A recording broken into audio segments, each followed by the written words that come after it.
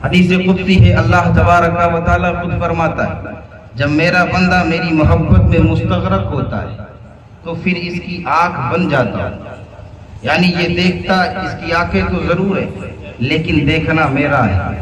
اب اللہ تبارک و تعالیٰ کتنی دور دیکھتا ہے؟ 1 کلومیٹر، 2 کلومیٹر، 3 کلومیٹر؟ پروردگار عالم پوری کائنات کو دیکھ رہا ہے کہ نہیں دیکھ رہا ہے؟ اب ہم غوث پاک کے لیے کہہ دیں کہ غوث پاک وہاں سے ہمیں دیکھ رہے ہیں، یہ کہیں گے یہ کیسے ہو سکتا ہے؟ میں نے کہا غوث پاک خود ہی فرماتے ہیں کہ میری پتلی ہما وقت لوح محفوظ پر رہتی ہے۔ اب لوح محفوظ وہ ہے جہاں ہر چیز لکھی ہوئی ہے۔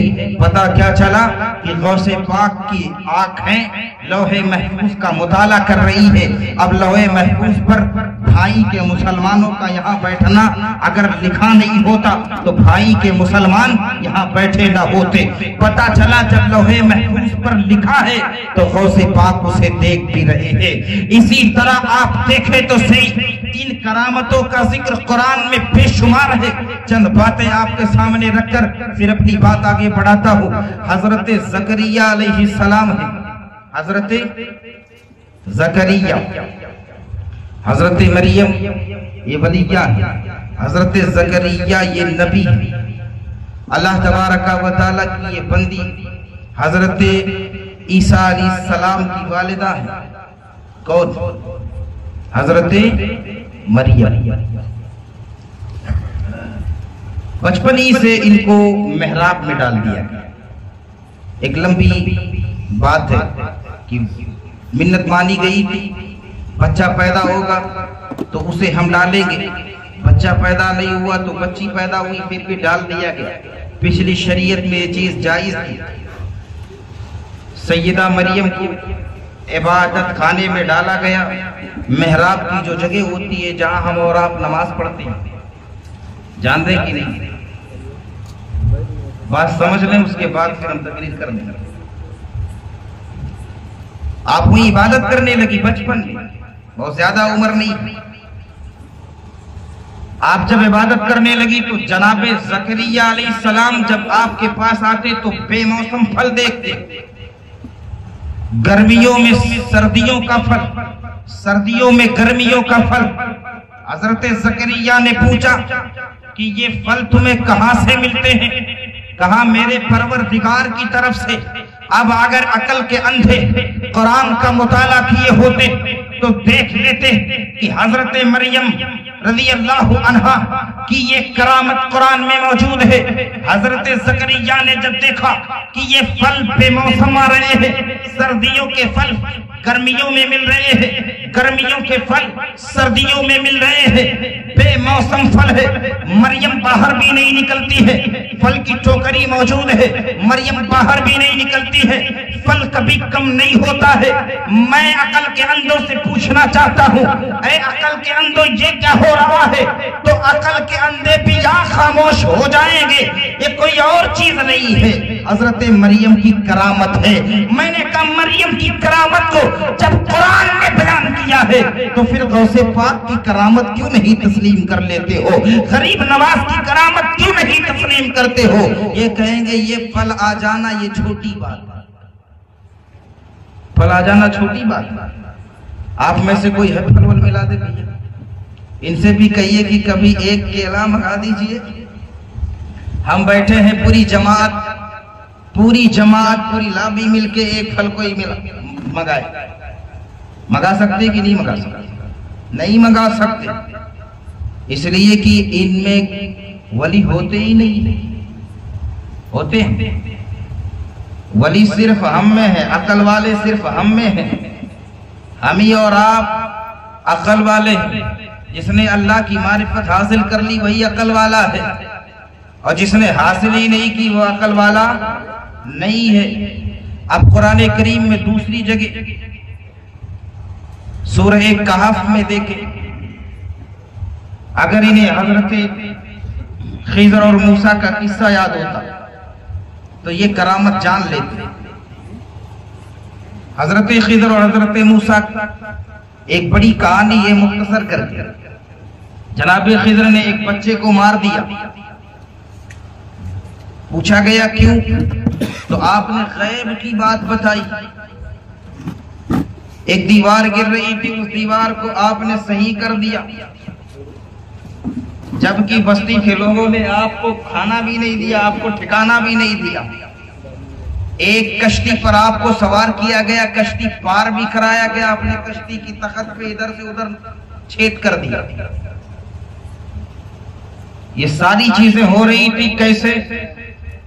قرآن کریم کی تفسیر اگر انہیں پتا ہے تو یہ جان لیں کہ جناب خضر کو اللہ تبارک و تعالیٰ نے غیب کا علم دیا تھا. وہ جان رہے تھے کہ اس بچے کے بعد کی کہانی کیا ہے، اس کشتی کے بعد کی کہانی کیا ہے، اور اس دیوار کے نہ گرنے اور گرنے کی کہانی کیا ہے. یہاں بھی ثبوت کس چیز کا ہے؟ کرامت کا ذکر ہے. جناب خضر با اختلاف ولی ہیں، با اختلاف نبی ہیں. اگر ولی مانتے ہیں تو کرامت ماننی پڑے گی، اور اگر آپ نبی مانتے ہیں تو معجزہ ماننا پڑے گا. اور آسان کروں گا، مجھے معلوم ہے کہ شاید آپ کو تھوڑی سی ہوگی کہ آپ وہ والی تقریر نہیں ہو رہی، لیکن سمجھا کے بولیں گا. حضرت سلیمان علیہ السلام کون ہے؟ نبی ہے نا. پارہ نمبر 19 میں سورہ نمل میں حضرت سلیمان کے تعلق سے علماء بولا کر اور ان کی طاقت بھی بیان کیا کر. لوگ کہتے رسول کائنات صلی اللہ علیہ وسلم نے انگلیوں کے اشارے سے چاند 2 ٹکڑے کیا. اگر ہم اور آپ کہتے تو یہ کیسے ہو سکتا ہے؟ ایسا نہیں، ایسا تھا، ایسا نہیں، ایسا تھا، یہ حدیث ضعیف ہے، یہ حدیث یہ ہے، اس طرح کی باتیں. جناب سلیمان علیہ السلام جب چلتے تو ہوا میں چلتے. سلیمان علیہ السلام کے پاس جنات بھی موجود، انسان بھی موجود، یہاں تک جانوروں پر بھی آپ کی حکمرانی تھی. آپ بادشاہ ہیں، پوری دنیا کے بادشاہ. ہدہد پرندے نے بتایا کہ بادشاہ سلامت، آپ کی بادشاہت میں ایک ملکہ ہے جو اپنی ملکیت چلا رہی ہے. اس واقعے کو بھی مختصر کروں. جناب سلیمان نے کہا کہ ٹھیک ہے، اسے پیغام پہنچا دو. اگر وہ دین میں داخل ہوتی، میرے پاس آ جاتی ہے تو ٹھیک ہے، ورنہ ہم اس سے جنگ کریں گے. ہدہد پرندے نے پیغام بھی پہنچا دیا، آپ کے خط کو بھی پہنچا دیا. وَإِنَّهُ مِن سُلَيْمَانَ وَإِنَّهُ بِسْمِ اللَّهِ الرَّحْمَنِ الرَّحِيمِ سے شروع بھی کیا. ملکہ وہاں سے چلنے کا ارادہ کرتی. ہدہد پرندہ آ کے بتاتا ہے کہ بادشاہ وہ آ رہی ہے. جب ملکہ بالکل قریب پہنچ گئی، اب کرامت قرآن سے بیان کرنے جا رہا ہوں. ملکہ بالکل قریب پہنچ گئی، چند میل کے فاصلے پر. مثال کے طور پر کوئی بندہ آ رہا ہو اور آپ کے گھر پر سجاوٹ چل رہی ہے، ساری چیزوں میں انتظام میں انسرام میں ہر بندہ لگا ہوا. کسی نے کہا کہ سلطان پور وہ پہنچ گئے ہیں، ابھی آپ کو بہت کچھ کرنا ہے. مائک پہ سیٹنگ نہیں ہے، اسٹیج بہتر نہیں ہے، کرسی کئی 4-5 کلومیٹر دوری پر ہے. آپ پریشان ہو جائیں گے کہ نہیں ہوں گے؟ جناب سلیمان نے کہا اگر وہ آ رہے ہیں سارے لوگ تو ایک کام کرے، وہ جس تخت پر بیٹھتی ہے ملکہ بلقیس، اس کے تخت کو اٹھا کر لایا جائے. کہا کہ کون ہے جو اس تخت کو اٹھا کر لائے؟ ایک عفریت نام کا جن کھڑا ہوا. حضور میں اٹھا لاؤں گا. آپ نے کہا کتنے وقت میں اٹھا لاؤ گے؟ اس نے کہا کہ حضور آپ کی مجلس برخاست ہونے سے پہلے اٹھا لاؤں گا. آپ نے کہا نہیں، اس سے پہلے چاہیے. اللہ کا قرآن کہتا ہے قال الذی عنده علم من الکتاب انا آتیک به قبل ان یرتد الیک طرفک. یہ قرآن کریم کی آیت ہے. ایک ولی کھڑے ہوئے جس کا نام عاصم بن بلخیہ ہے. قرآن کریم کی آیت سامنے رکھو. دنیا میں میم بنا کر لوگوں کو گمراہ کرنے والے ان چیزوں سے آپ کہہ دیجئے گا کہ یہ کرامت تمہیں معلوم نہیں ہے. تمہیں نہ ماں نے بتایا ہے نہ استاد نے بتایا ہے. جو اصحاب پیغمبر سے ہٹ کر، جو اہل اللہ سے ہٹ کر کسی ملا سے دین سیکھتا ہے وہ ایسے گمراہ ہوتا ہے، اور جو اہل اللہ سے اور اہل سنت کی شہادتوں سے دین سیکھتا ہے وہی اعلیٰ حضرت کے راستے پر چلتا ہے اور وہی جنت تک جاتا ہے۔ اللہ کا قرآن دیکھے، آصف بن برقیہ نے کہا حضور پلک جھپکنے سے پہلے ملکہ کے تخت کو، وہ تخت کوئی عام تخت نہیں ہے بلکہ 80 گز لمبا بھی ہے، 40 گز چوڑا بھی ہے، 30 گز موٹا بھی تخت ہے، پورا بھائی مل کر بھی اٹھانا چاہے اسے ہلا نہیں سکتا ہے۔ لیکن دیکھو ایک پتلا دبلا انسان ہے، اللہ کا ولی ہے، اس کی طاقت دیکھ لو۔ اے واہ پڑھو، تم دیکھنا چاہتے ہو کہ ایک ولی کی طاقت کیا ہے؟ آصف بن برقیہ نے سلیمان علیہ السلام کو کہا حضور آنکھیں بند کریں۔ سلیمان نے آنکھیں بند کی، کہا حضور آنکھیں کھول دے۔ جب سلیمان علیہ السلام نے آنکھیں کھولی تو کیا دیکھتے ہیں کہ ملکہ کا تخت سامنے موجود ہے۔ اسی کو کرامت کہتے ہیں۔ جب آصف بن برقیہ سلیمان کی امت میں رہ کر یہ کرامت دکھا سکتے ہیں تو میرے نبی کے شہزادے عبد القادر جیلانی اگر ٹھوکر مار دے مردہ زندہ ہو جائے تو اس میں تعجب کی کیا بات؟ سبحان اللہ، زندہ باد زندہ باد، نعرہ تکبیر، نعرہ رسالت، جشن عید میلاد النبی، علماء اہل سنت، نعرہ تکبیر، نعرہ رسالت، سبحان اللہ سبحان اللہ۔ آصف بن برقیہ کتنے بلند ہے بھائی، حضرت سلیمان ہی کی امت میں ہے نا۔ جو جس نبی کی امت کا ولی ہوگا اسی نبی کا امتی ہوگا نا۔ میرے آقا جیسے تمام انبیاء کے سردار ہیں نا، اسی طرح میرے آقا علیہ السلام کے جو اولیاء ہیں وہ دیگر انبیاء سے ممتاز ہیں، دیگر اہل اللہ سے ممتاز ہیں کہ نہیں؟ ہے کہ نہیں؟ آصف بن برقیہ حضرت سلیمان کی امت میں، اللہ کے رسول فرماتے ہیں جیسے میرا زمانہ تمام زمانوں سے بہتر ہے، میرے صحابہ تمام لوگوں کے صحابہ سے ممتاز ہیں، اسی طرح میری امت کے علماء اور امت کے علماء سے ممتاز ہیں۔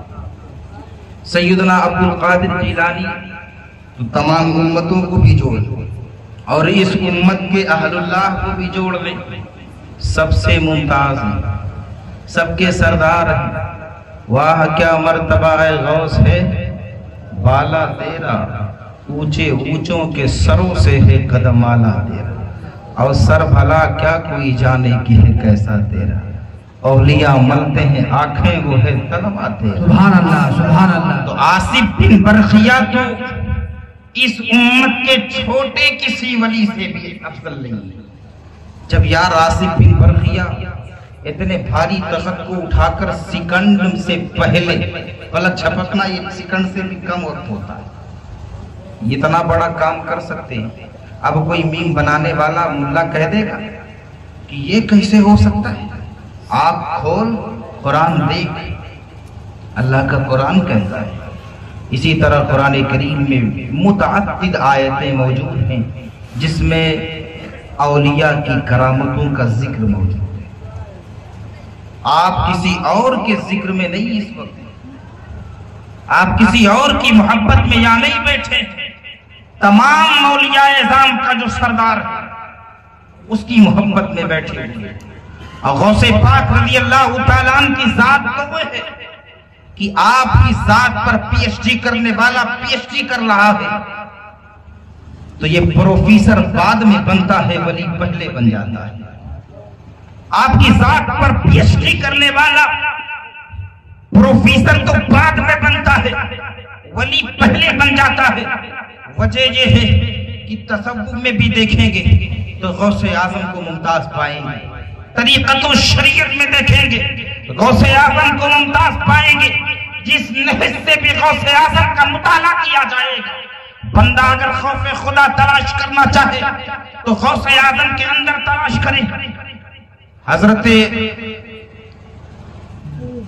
شیرازی رحمت اللہ تعالی علیہ نے فرمایا کہ مطاف میں ایک بندہ زارو قطار رو رہا،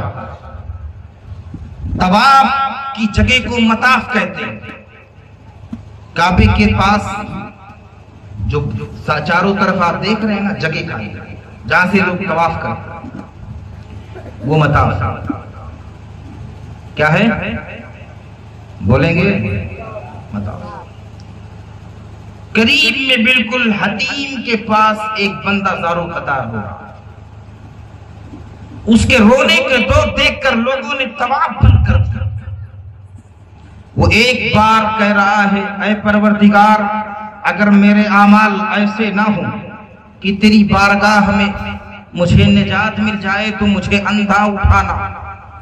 پھر دوبارہ کہتا سارے لوگ پریشان ہیں، یہ تو کعبہ ہے، یہاں لوگ کہتے پروردگار میری خطاؤں کو درگزر فرما دے، پروردگار مجھے معاف کر دے۔ کعبہ نظر کے سامنے ہو انسان کا دل پگھل جاتا ہے۔ کبھی زندگی میں رونا نہ آیا ہو، اس کو سارے گناہ یاد آ جائیں گے، سارے معاملات سامنے آ جائیں گے۔ اب سب نے دیکھا کہ ایک شخص ہے جو زارو قطع ہو رہا ہے اور بار بار اللہ عز و جل سے معافی مانگ رہا ہے، کہہ رہا پروردگار مجھے اندھا اٹھانا۔ اللہ اکبر یہ جب جانے کا ارادہ فرماتا ہے تو چند لوگ آگے بڑھتے ہیں، پوچھتے ہیں کہ آپ کا نام کیا ہے اور آپ یہاں یہ بات بار بار کیوں کہہ رہے ہیں؟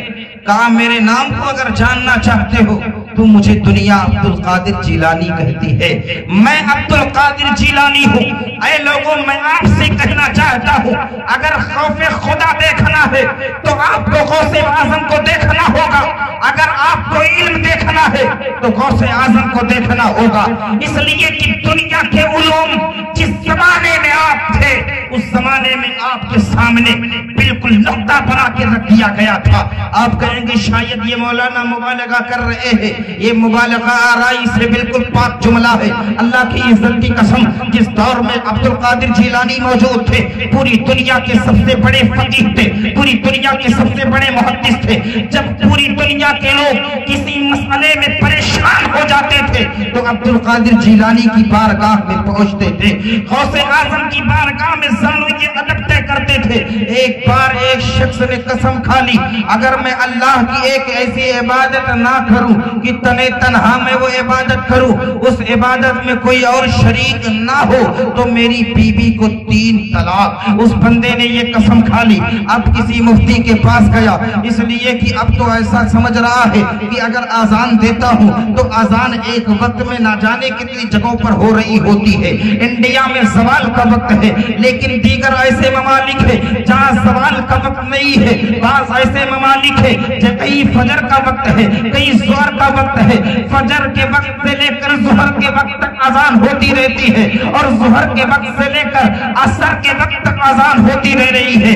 اسی طرح عشاء اور عشاء کے بعد روئے زمین کے الگ الگ خطوں سے آزان کی صدا بلند ہوتی رہتی ہے۔ اب یہ بندہ بالکل کشمکش میں پڑ گیا، اگر میں اللہ اللہ کرتا ہوں تو روئے زمین پر اللہ عز و جل کے ایسے بندے ہیں جو ہر وقت اللہ اللہ کر رہے ہیں، اگر میں قرآن پڑھتا ہوں تو روئے زمین پر اللہ کے ایسے بندے ہیں جو میرے ساتھ قرآن پڑھ رہے ہوں گے، آخر میں کروں تو کیا کروں؟ اب وہ بندہ پریشان ہوا، خانقاہوں پر خانقاہیں تلاش کر رہا ہے، اسی طرح دارالفتاء کے دروازے کھٹکھٹا رہا ہے۔ ہر مفتی اور ہر فقیہ نے کہا کہ تیری بیوی پر طلاق پڑ جائے گی، اس لیے کہ ایسی کوئی بات ہے ہی نہیں ہے، ایسی کوئی نیکی ہے ہی نہیں ہے کہ جس کو تو تنے تنہا کرے گا۔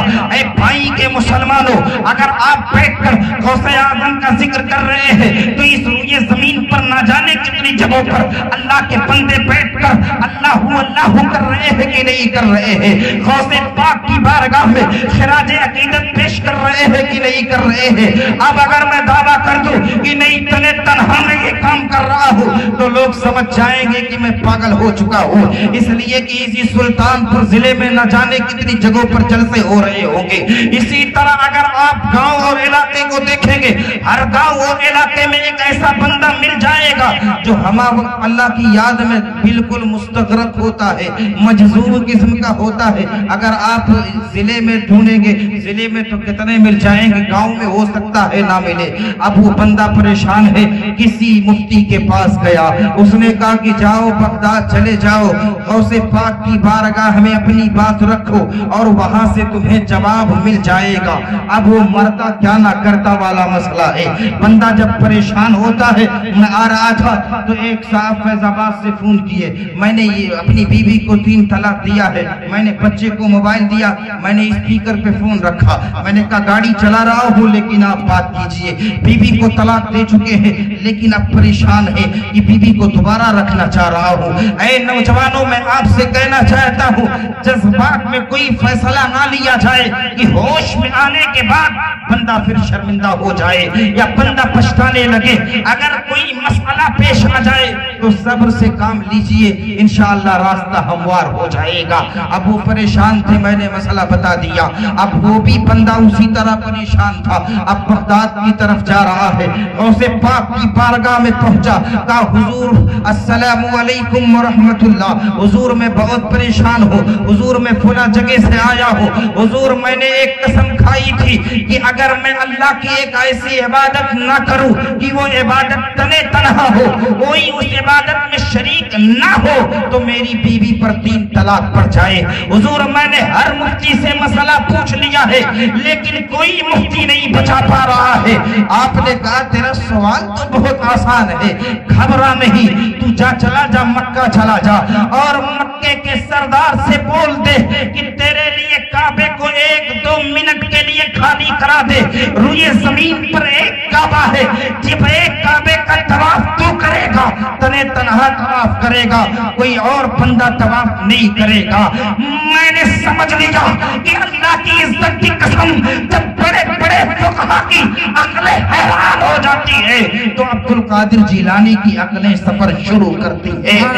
اللہ شبہ سیدنا عبد القادر جیلانی اپنے زمانے میں تمام علماء کے سردار تھے اور اعلیٰ حضرت نے تو بالکل لاجواب بات لکھی ہے۔ آپ نے کہا امام حسن مجتبیٰ کے بعد سے لے کر امام مہدی کے ظہور تک، امام مہدی کے ظہور تک غوث الاغواس کی کرسی پر کوئی اور نہیں بیٹھے گا، عبد القادر جیلانی بیٹھے۔ اچھا اللہ والے جو ہوتے نا، آتے تو بعد میں لیکن آمد